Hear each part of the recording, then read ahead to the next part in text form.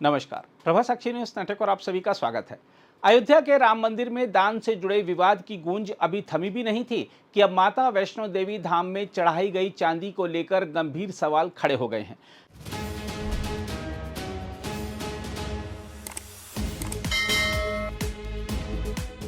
जम्मू कश्मीर की एक अदालत ने कथित तौर पर 550 करोड़ रुपए मूल्य की चांदी के चढ़ावे में गड़बड़ी के आरोपों से जुड़े सभी अभिलेख अदालत में पेश करने का निर्देश दिया है। मामला केवल आर्थिक अनियमितता का नहीं बल्कि देश के सबसे बड़े धार्मिक स्थलों में से एक पर करोड़ों श्रद्धालुओं की आस्था से जुड़ा है।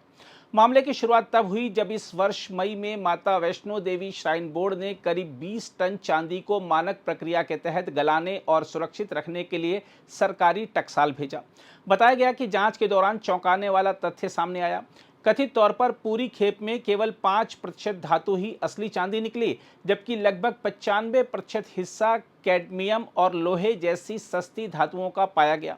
यदि यह दावा सही साबित होता है तो 550 करोड़ रुपए आंकी गई चांदी का वास्तविक मूल्य घटकर करीब 30 करोड़ रुपए रह जाता है।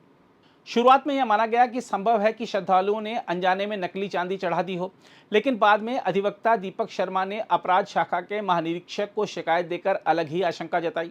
उनका आरोप है कि श्रद्धालुओं की ओर से चढ़ाई गई असली चांदी को बीच में बदल दिया गया, उसमें मिलावट की गई, उसका दुरुपयोग हुआ और सरकारी अभिलेखों में भी हेरफेर की गई।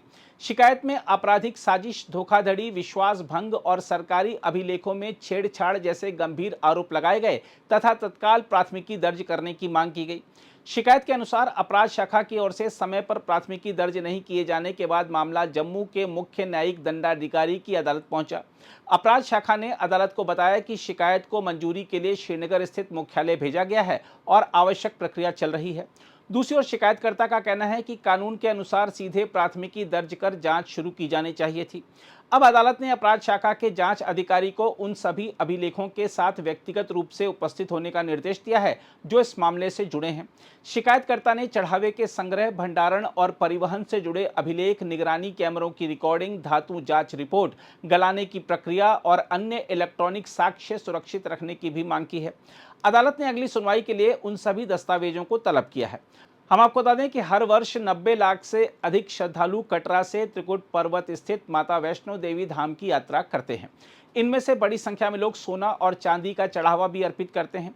ऐसे में यह सवाल स्वाभाविक है कि यदि श्रद्धालुओं ने असली चांदी चढ़ाई थी तो वह आखिर कहाँ गई, और यदि वास्तव में नकली चांदी ही चढ़ाई गई थी तो वह इतनी बड़ी मात्रा में मंदिर तक कैसे पहुंची। इन दोनों संभावनाओं का जवाब केवल निष्पक्ष जांच ही दे सकती है। फिलहाल यह पूरा मामला न्यायिक प्रक्रिया के अधीन है और किसी भी आरोप की अंतिम पुष्टि नहीं हुई है, लेकिन अदालत द्वारा अभिलेख तलब किया जाना यह जरूर बताता है कि मामले को गंभीरता से लिया जा रहा है। अब सभी की नज़र जांच पर है। यदि आरोप सही साबित होते हैं तो यह हाल के वर्षों में धार्मिक चढ़ावे से जुड़ा सबसे बड़ा घोटाला माना जा सकता है, और यदि आरोप गलत साबित होते हैं तो इससे फैली शंकाओं का भी अंत हो जाएगा। फिलहाल सच अदालत और जांच के दस्तावेजों में छिपा है, जिसका सामने आना बाकी है।